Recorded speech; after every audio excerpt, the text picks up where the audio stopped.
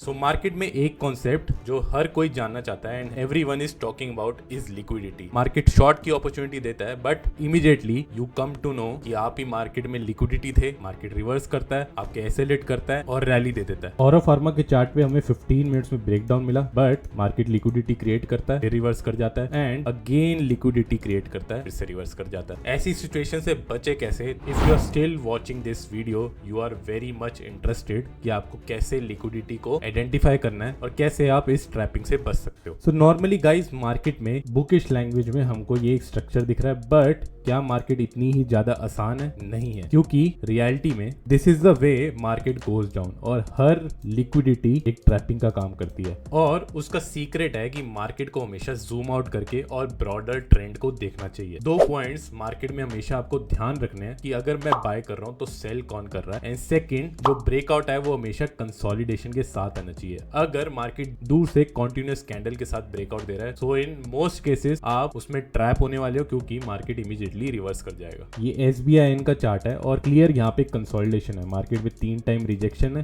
SBIN का next day हमें breakout मिला बट अब ये पिन बार का मतलब ये है कि 2 पॉइंट को कंसिडर नहीं करा गया। अगर मैं बाय कर रहा हूँ तो सेल कौन कर रहा है? तो ब्रॉडर स्ट्रक्चर क्या कह रहा है? वो बता रहा है कि ये सेलिंग अपॉर्चुनिटी है। कैसे? बार बार 0.62 लेवल गोल्डन जोन का लेवल है, फिबोनाची और स्ट्रक्चर दोनों बता रहा है यहाँ पे हमें ब्रेकडाउन मिला हुआ है। तो ब्रेकडाउन फेल होने के चांसेस ज्यादा है। और सेकंड, कितना भी अच्छा स्ट्रक्चर है लोअर टाइम फ्रेम पे, यहाँ पे बार बार हम ट्रेंड लाइन का सपोर्ट ले रहे हैं। जो ब्रेकआउट है वो कॉन्टिन्यूअस कैंडल के साथ आया है, हमें कंसोलिडेशन नहीं मिला बिफोर अ ब्रेकआउट। तो ये लिक्विडिटी का काम है और यहाँ पे जितने भी ट्रेडर्स हैं जिन्होंने लास्ट डे पोजीशन बनाई होगी उनको सबको हंट करके SBI नीचे आ गया। नाउ सेकंड केस में ये सिप्ला का चार्ट है, हमें ब्रेकआउट मिला कॉन्टिन्यूअस कैंडल के साथ। तो हमारी सेकंड कंडीशन फुलफिल नहीं हो रही। अगर ये ब्रेकआउट सक्सेसफुल है तो पहली कंडीशन अगर हम बाय कर रहे हैं तो सेल कौन करेगा वो देखनी है। नोटिस करोगे जो सिप्ला में ब्रेकआउट आया वो हायर टाइम फ्रेम पे आया, तो इसका मतलब स्मार्ट इन्वेस्टर भी रिटेल ट्रेडर की तरह सोच रहा है। एंड सेकंड कंडीशन के लिए क्योंकि ब्रेकआउट इंपल्सिव है मैं वेट करूंगा कंसोलिडेशन की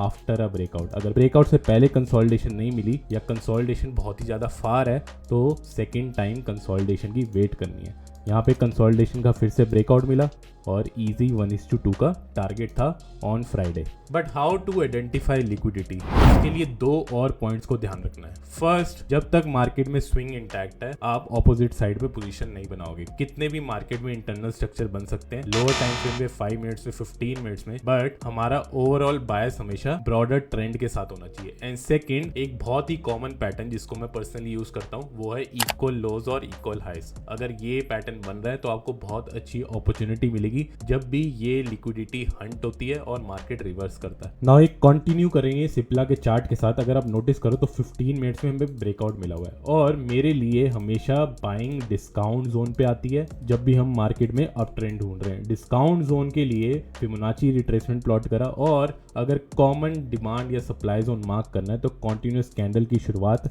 इस लेवल से हुई थी और यहाँ पे एक पॉज था उस लेवल से हुई थी। सो पहली एंट्री मेरी इसी लेवल से होगी जब भी हमें इक्वल लोज मिलेंगे, क्योंकि पहला पॉइंट जो ओवरऑल स्ट्रक्चर का था वो हमें पता चल चुका है। 15 मिनट्स देखते हैं हम इंट्राडे टाइम फ्रेम पे, 15 मिनट्स में चेंज ऑफ करेक्टर है और इक्वल लोज के साथ मार्केट ने रिवर्सल दिया। बट नोटिस करोगे तो एक और इंटरनल स्ट्रक्चर बना। जब तक स्विंग इंटैक्ट है हम फिर से रिवर्सल अपॉर्चुनिटी फाइंड आउट करेंगे। मार्केट ने कंसोलिडेशन अपॉर्चुनिटी दी और क्योंकि ओवरऑल ट्रेंड के साथ मार्केट चल रहा है तो नेक्स्ट टाइम जब भी मार्केट में ब्रेकआउट आएगा हमें पहले 2 पॉइंट्स थे उनको ध्यान रखना है जो मैंने बताया था। जो कंसोलिडेशन का ब्रेकआउट है वो छोटे टाइम फ्रेम पे भी कंसोलिडेशन के साथ ही आना चाहिए। अगर वो नहीं आया या बहुत दूर है तो फिर से कंसोलिडेशन की वेट करनी है। सेम केस निफ्टी में लास्ट 5 दिन से हम कंसोलिडेट कर रहे हैं बट ब्रॉडर ट्रेंड क्या कह रहा है? ब्रेकआउट मिला तो मार्केट जब भी डिस्काउंट जोन पे आएगा हमें हंट करके रिवर्सल की अपॉर्चुनिटी मिलेगी। रिवर्सल की अपॉर्चुनिटी मिली, लास्ट डे मार्केट क्लोज हो गया,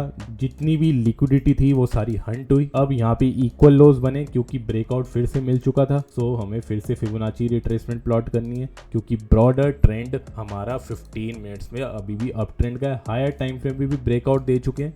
अगर आप डेली टाइम फ्रेम पे देखोगे तो ब्रेकआउट मिला हुआ है, और 15 मिनट्स में भी हम बार बार ब्रेकआउट दे रहे हैं। जो नीचे की ट्रेंड लाइन है वो बार बार सपोर्ट का काम कर रही है। लिक्विडिटी कैसी भी हो सकती है, M pattern, head and shoulders pattern, trend line या इक्वल लोज और इक्वल हाई। ये LIC हाउसिंग का चार्ट है। 4 आवर्स में we are in an up trend, same situation 1 hour में। और अगर आप 15 मिनट्स में जाओगे तो कप विद हैंडल पैटर्न के साथ मार्केट ने ब्रेकडाउन दिया, but next day he gap up के साथ हम ऊपर जा रहे हैं और सारी लिक्विडिटी यहाँ पे हंट हो चुकी है। जिन लोगों ने यहाँ पे एसएल लगाया, यहाँ पे एसएल लगाया और ट्रेंड लाइन के बेसिस में यहाँ पे एसएल लगाया, सबकी लिक्विडिटी सिंगल कैंडल में हंट होती है और मार्केट ऊपर चला जाता है। यहाँ पे कप विद हैंडल का पैटर्न है और बैंक ऑफ बड़ौदा में टिपिकल एम पैटर्न है। यहाँ पे एम पैटर्न हुआ, डिमांड जोन हमें ऑलरेडी पता है 15 मिनट्स में ब्रेकआउट हो चुका है, तो मार्केट हंट करके फिर से डिस्काउंट जोन से ऊपर चला गया। डिस्काउंट जोन से पता चलता है कि बेस्ट एरिया है फॉर बाइंग अपॉर्चुनिटी। इक्वल लो से पता चलता है कि मार्केट में लिक्विडिटी हंट हो चुकी है। बट इधर टारगेट हमारे छोटे होंगे बैंक ऑफ बड़ौदा में। रीजन क्या है? क्योंकि इवन दो 15 मिनट्स में हम अप ट्रेंड में चल रहे हैं, हम 4 आवर्स में डाउन ट्रेंड में चल रहे हैं। 0.62 लेवल से ही रिजेक्शन है, तो हमारा टारगेट 0.79 पे ही बुक हो जाना चाहिए। मैं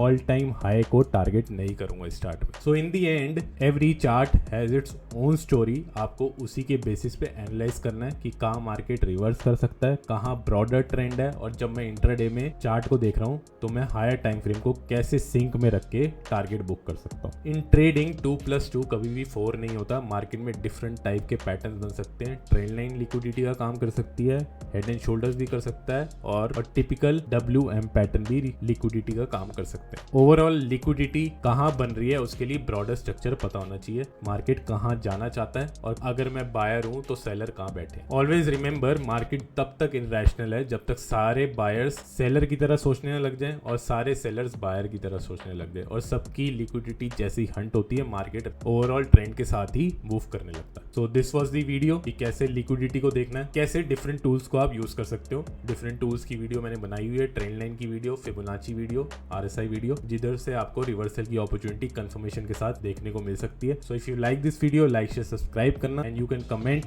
on what concepts I should make video. अगर मैं उन कॉन्सेप्ट्स को ट्रेड करता हूँ, I will definitely make a video next week. So if you like the video, like share subscribe. Thank you for watching the video.